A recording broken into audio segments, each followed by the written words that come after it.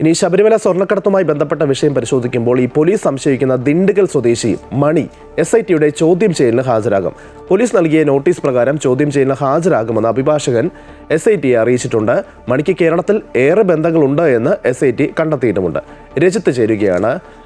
രജിത്ത്, ഈ നേരത്തെ മണിയുമായി ബന്ധപ്പെട്ടുള്ള വിഷയം വന്നപ്പോൾ മണി തന്നെ പറഞ്ഞത് നിങ്ങൾ ഉദ്ദേശിക്കുന്ന മണിയല്ല ഞാൻ, എനിക്കിതുമായി യാതൊരു ബന്ധവുമില്ല എന്നുള്ളതാണ്. പക്ഷേ ഈ വിദേശ വ്യവസായിക്ക് ഈ ചിത്രങ്ങൾ അയച്ചു കൊടുത്തപ്പോൾ അദ്ദേഹം തന്നെ സ്ഥിരീകരിക്കുന്നുണ്ട് താൻ പറഞ്ഞ മണി ഇതുതന്നെയാണ് എന്നുള്ളത്. എന്തായാലും SIT സംഘം കൂടുതൽ ചോദ്യം ചെയ്യലിലേക്ക് കടക്കുമ്പോൾ ഇതുമായി ബന്ധപ്പെട്ട് കൂടുതൽ വിവരങ്ങൾ ലഭിക്കും എന്ന് തന്നെ പ്രതീക്ഷിക്കാം, അല്ലേ?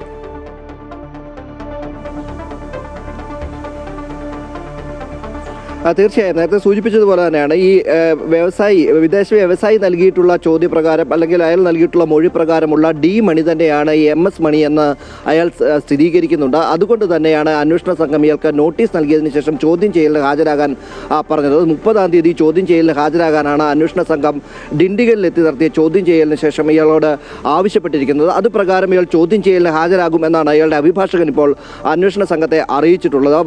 30-ാം തീയതി തന്നെ ചോദ്യം ചെയ്യലിനായി MS മണി എന്ന അല്ലെങ്കിൽ D മണിയായി സംശയിക്കുന്ന MS മണി ചോദ്യം ചെയ്യലിനായി എത്തും. നമുക്കറിയാം സ്വർണ്ണക്കള്ളക്കടത്ത് കേസുമായി ബന്ധപ്പെട്ടുകൊണ്ട് ശബരിമലയിലെ സ്വർണ്ണക്കടത്തുമായി ബന്ധപ്പെട്ടുകൊണ്ട് സംശയത്തിലുള്ള ആളാണ് ഇപ്പോഴുള്ള MS മണി തന്നെ. കാരണം അന്വേഷണ സംഘം വിശദമായി നടത്തിയ ചോദ്യം ചെയ്യലിൽ മനുഷ്യക്കടത്തടക്കം ഒപ്പം തന്നെ അല്ലാതെ വിവിധ തലത്തിൽ ഇയാൾക്ക് തമിഴ്നാട്ടിലടക്കം കേസുകളുണ്ട്. കേരളത്തിലേക്ക് ഇയാൾ പലപ്പോഴായി എത്തിയിട്ടുണ്ടോ എന്ന പരിശോധന അന്വേഷണ സംഘത്തിൻ്റെ ഭാഗത്തു നിന്ന് തുടരുകയാണ്. ഇക്കാര്യത്തിലൊക്കെ വിശദമായ ഒരു അന്വേഷണം നടത്തി അന്വേഷണ സംഘം ഒരു കാര്യത്തിൽ എത്തിയിട്ടുണ്ട്. ആ കാര്യങ്ങൾ സംബന്ധിച്ച് ഇനി ഒരു പക്ഷേ ഇയാളെ ഇവിടെ എത്തിച്ച് നടത്തുന്ന ചോദ്യം ചെയ്യലിലായിരിക്കും വ്യക്തതകൾ വരുത്തുക. അതോടുകൂടി ഇയാളുടെ പങ്ക് സംബന്ധിച്ചും വ്യക്തത ഉണ്ടാകും എന്നാണ് അന്വേഷണ സംഘം നേരത്തെ മുതൽ തന്നെ കരുതുന്നത്. കാരണം പല പേരുകളിലാണ് ഇയാൾ തമിഴ്നാട്ടിൽ തന്നെ അറിയപ്പെടുന്നത്. ഇയാൾ നേരത്തെ ഓട്ടോ ഓടിച്ചിരുന്ന ആളാണ്, ഓട്ടോ മണി എന്ന പേരിൽ അറിയപ്പെടുന്നു.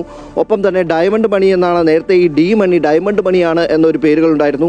ഒപ്പം ഇയാൾക്ക് മറ്റ് പോപ്കോൺ മണി എന്നൊരു പേരുണ്ട്. അത്തരത്തിൽ പോപ്കോണിൻ്റെ ബിസിനസ് തിയേറ്ററുകളിൽ നടത്തിയിരുന്ന സമയത്ത് പോപ്കോൺ മണി എന്ന പേരിൽ ഇയാൾ അറിയപ്പെടുന്ന പല പേരുകളിൽ ഇയാൾ അറിയപ്പെടുന്നുണ്ട് എന്ന അന്വേഷണ സംഘത്തിൻ്റെ കണ്ടെത്തലുണ്ട്. ഒപ്പം തന്നെ ഇയാൾക്കെതിരെ വിവിധ കേസുകളുണ്ട് എന്നും അന്വേഷണ സംഘം വളരെ വേഗത്തിലുള്ള ഇയാളുടെ ഒരു സാമ്പത്തിക വളർച്ച പോലും അന്വേഷണ സംഘം കണ്ടെത്തിയിട്ടുണ്ട്. 6 വർഷം കൊണ്ടാണ് ഇയാൾക്ക് ഇത്തരത്തിൽ കൂടുതൽ തുക അല്ലെങ്കിൽ കൂടുതൽ ഒരു സാമ്പത്തികമായ ഒരു വളർച്ചയുണ്ടായത് എന്നാണ് അന്വേഷണ സംഘത്തിൻ്റെ കണ്ടെത്തൽ. ഇവയൊക്കെ വിശദമായി ചോദ്യം ചെയ്യുക എന്നത് തന്നെയാണ് ഉദ്ദേശിക്കുന്നത്. അടുത്ത ദിവസം ചോദ്യം ചെയ്യലിന് ഹാജരാകുമെന്ന് അന്വേഷണ സംഘത്തോട് ഇയാളുടെ അഭിഭാഷകൻ അറിയിച്ചിട്ടുണ്ട്.